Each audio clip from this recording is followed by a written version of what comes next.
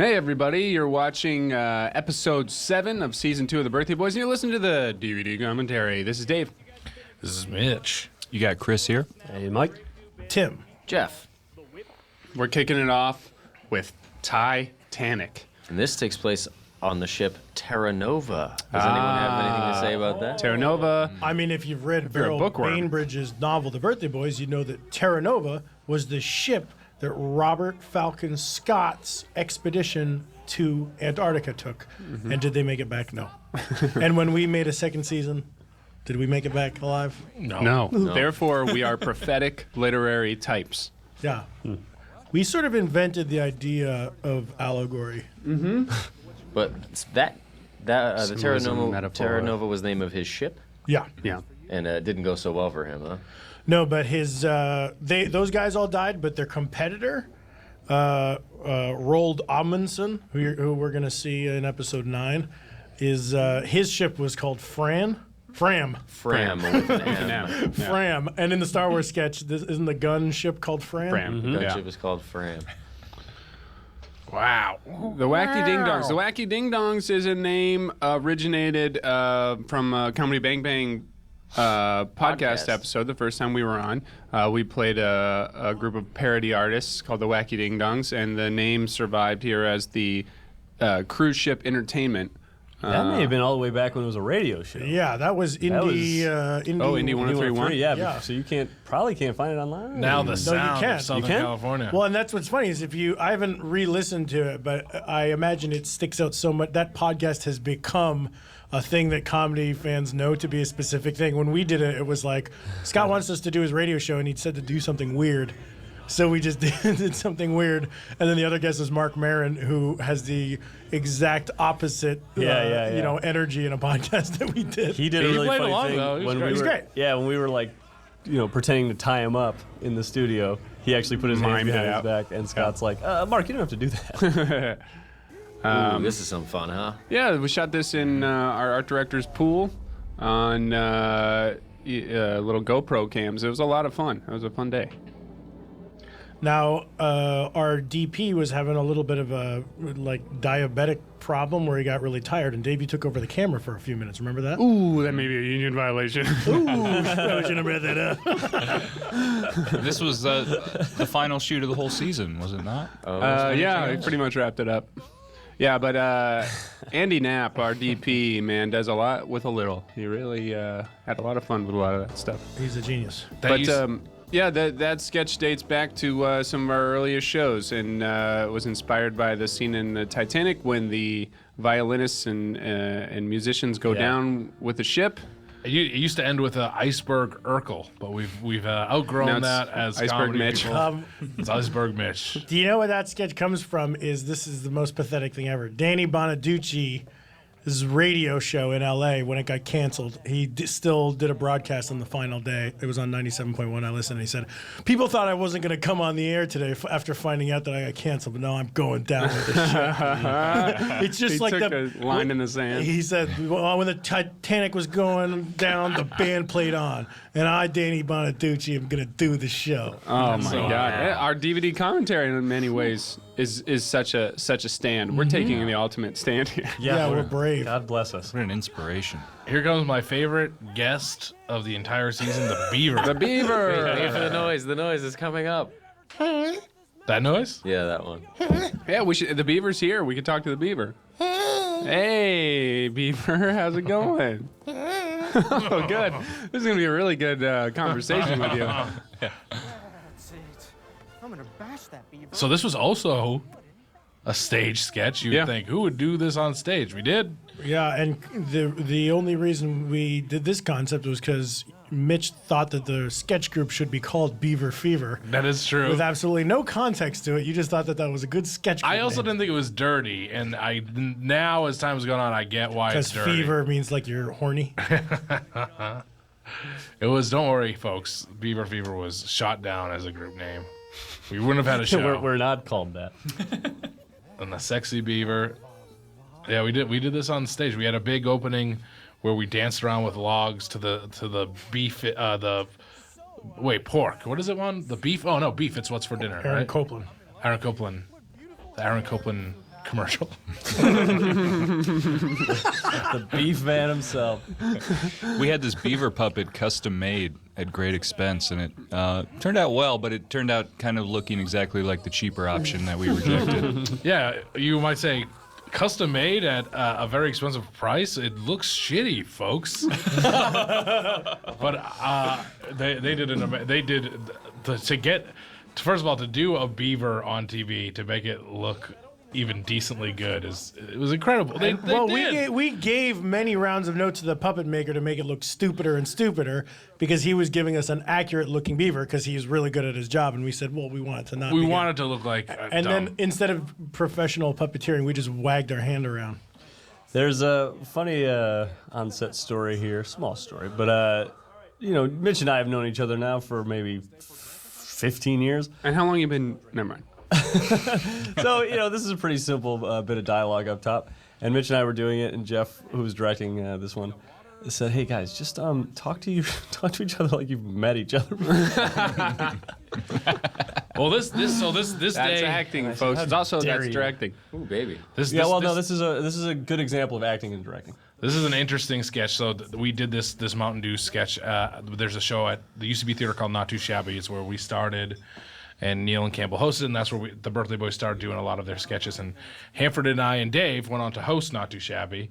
And one night, Hanford and I did this sketch pretty much, almost word for word. It changed a little bit for the verbatim. It showed it definitely changed for the show. Yeah. But we did this on stage. It was a small little thing, and I actually did drink because the sketch wasn't working as well. And now it's turned out to be one of my own personal favorites of the season because of the ones that I wrote. But it wasn't working, so I drank the milk on stage. Like no one was really laughing that much, so that's where I was like, I'm going to pimp out the audience and drink this entire gallon of milk, and that's where that came from. Did you puke live? No, I went into the back room. You ran and off puked. to throw up, I remember. Like when we were saying goodnights, but I took down the whole 2 liters.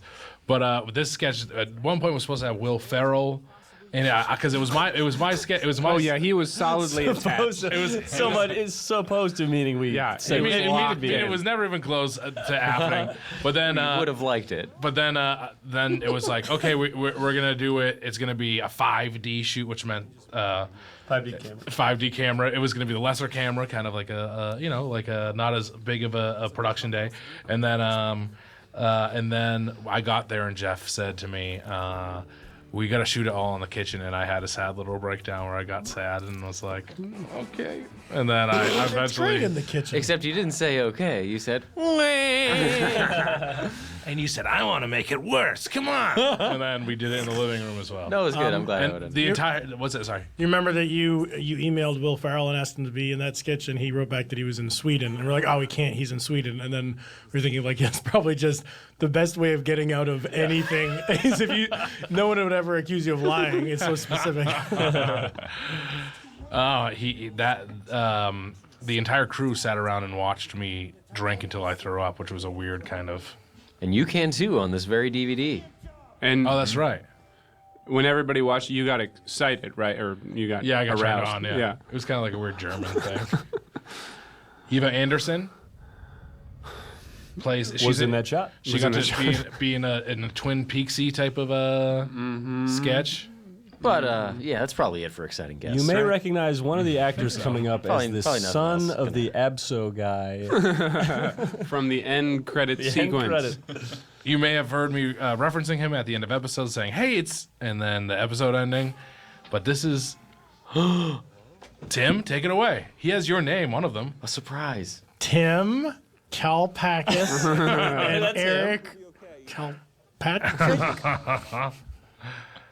Yeah, Tim and Eric doing this sketch was pretty awesome opportunity. Yeah, we're huge fans and always have been. But for those of you who have never known or cared, absolutely, the company, one of our production companies on the show, was created by these two gentlemen.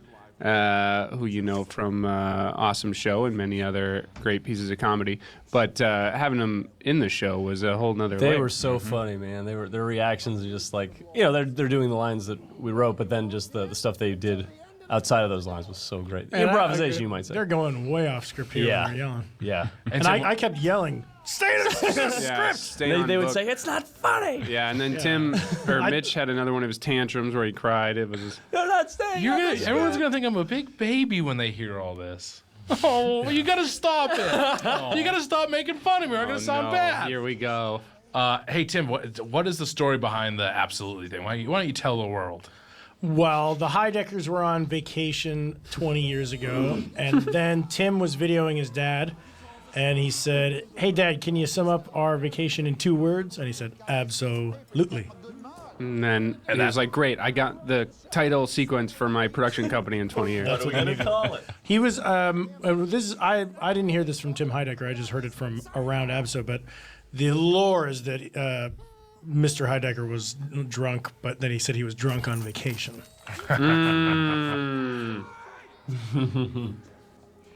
You guys Bastard are comes up a bunch this season. Bastard is one of my favorite curses.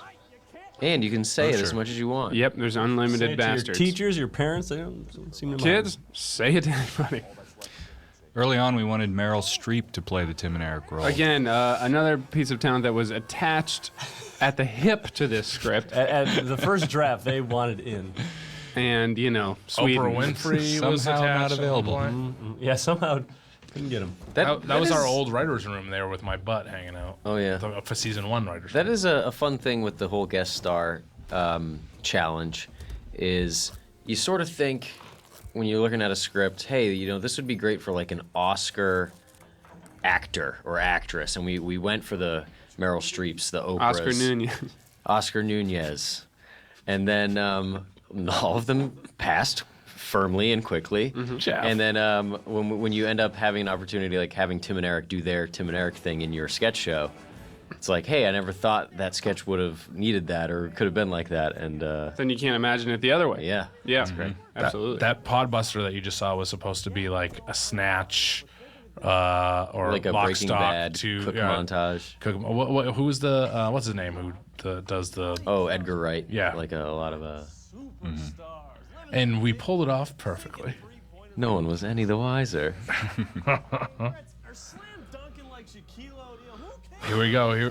This episode I think is my favorite episode of the season.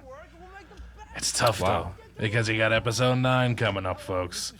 Ooh boy. Oh boy, don't y'all I'm a love it. freshies man, I think. Oh. Well, we should at the end say go around and say our favorites. I don't We should like also any say of our them. names. I prefer sophisticated comedy. Tim. Like what? The work of Sir Oscar Royce Wilde Oscar comes to Wilde. mind. Sure. I like Last Exit of Springfield. Daniel Gabbard. I like Lenny Bruce, Samuel but only the Clemens. later stuff from Lenny Bruce. What a jerk. Hey, come on, I'm cool. This is another one of those fun APM Music Library songs. This Right, could it's have a free been a track. hit in the Motown era. I mean, if I could go back in time with this track. You would. I like that we put like, is it the Cubs game that's on? Mm-hmm. Why do we try to pretend to be Chicago guys? There's no reason for that joke to be in the sketch. It has nothing to do with the premise, other than we've been trying to get that into sketches forever. 'Cause Yeah, I I think, think I came over to Video Village at one time on set when I wasn't doing anything, just bothering people, and I started tapping on the monitor and saying, "Oh, we get the Cubs game on this thing." I think John Demroyd might have snuck that one in. There's a little too much Chicago pride. Yes. Yeah. Even in Diablo, I do a Chicago. We're like Whatever. the only comedy group that has no members from Chicago. Hey, we got a little Bad Murderer cameo. Yeah. All right. That's right. That's YouTube hit. find that one online. Huge YouTube hit. Was on Tosh Point. Oh my God. It broke the internet one day.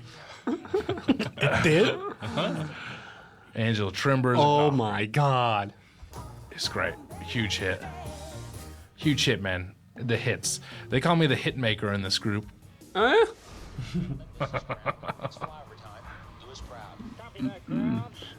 Oh man, this is cool. You guys want to hear a really fun story? A really funny, fun story? Yeah. Ever heard? Yeah, so we were talking about not being from Chicago. I'm from Dayton, Ohio. Oh, we know this. Shout out. Shout out to Dayton.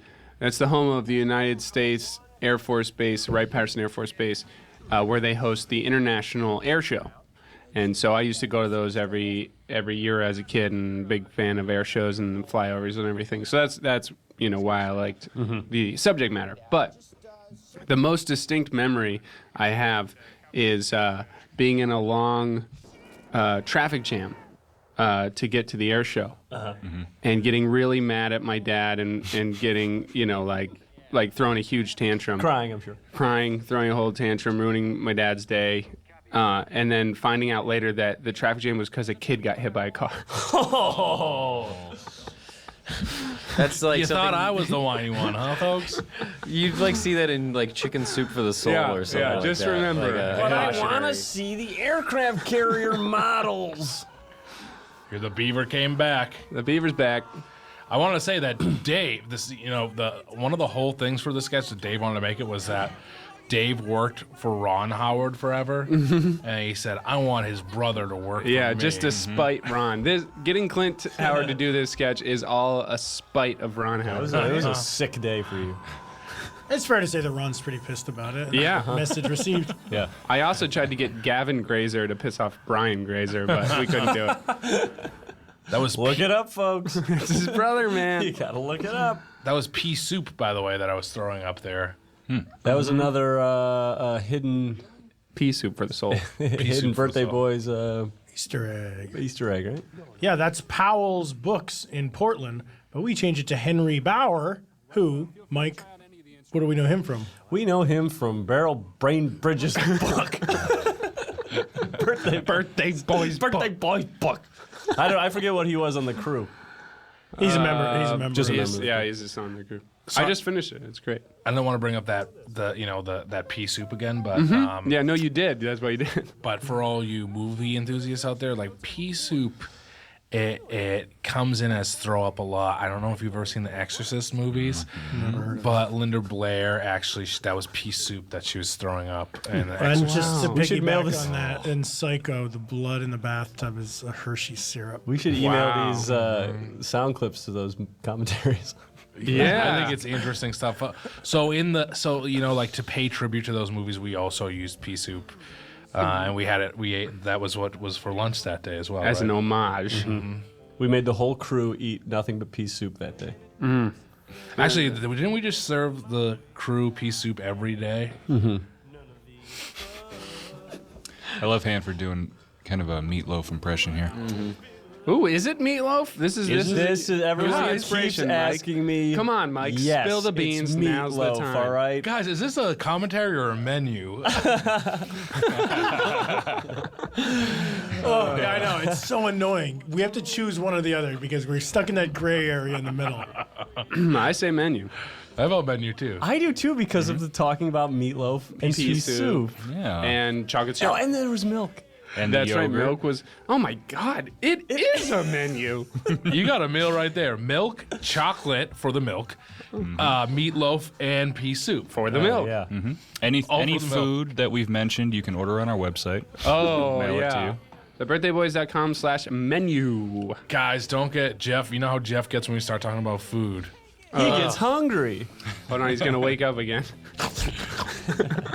Oh, he ate all the food. It goes by so fast here that I don't know if it registers a joke that we're wearing piano ties and not the ties of what our instruments are. That was such a big thing with Bree, our wardrobe girl. I was like, oh, can we get those piano ties? She's like, yeah, I think I can find those. And found them somewhere online for like $40 each. And I was like, oh, well, we shouldn't spend that much. She's like, but do you really want them? I was like, I think it'd be really funny. And then I'm glad we did. I didn't know it was they that were. much, She found them for like 10 each, but like, it took her a long time and a lot of work to find those knives. She's the best. Bree, we appreciate it. Also, She deal is the hunters best. out there, anybody with a coupon code or an Amazon discount, if you can beat us on those piano tie costs, would you buy them for us and send them to us? We'll return the ones we used, get that rebate, put it into whatever our next project is. We should talk about our next projects too. What everybody's going to do next. We should also talk about sketches that we never got to make that Ooh. now will never be. I want to Yeah, things that'll die with us. real quick. Plois von Hino directed that. Oh, right. These are bewildering times, my friend. I don't have the energy to fight it anymore. Yeah. Plus, when we tried being stunt pilots, the beaver ate our planes. That was bad, too.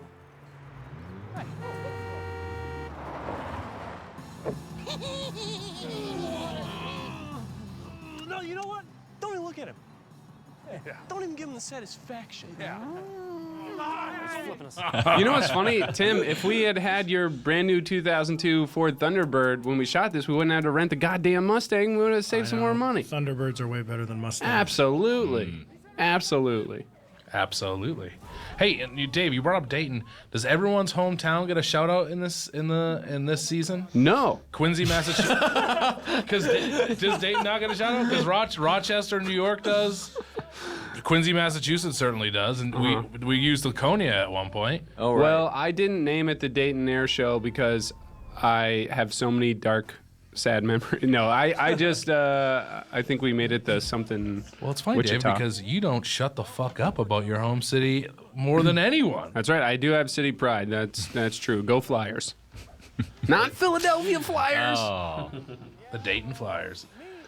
I'm just happy we decided to This was the same day as Dana Carberry was here, or no? Yeah. Oh yeah. He was there. Oh yeah. He's behind the beaver there. He's doing sitting this- there motionless. Oh. I love that the beaver gets killed. This.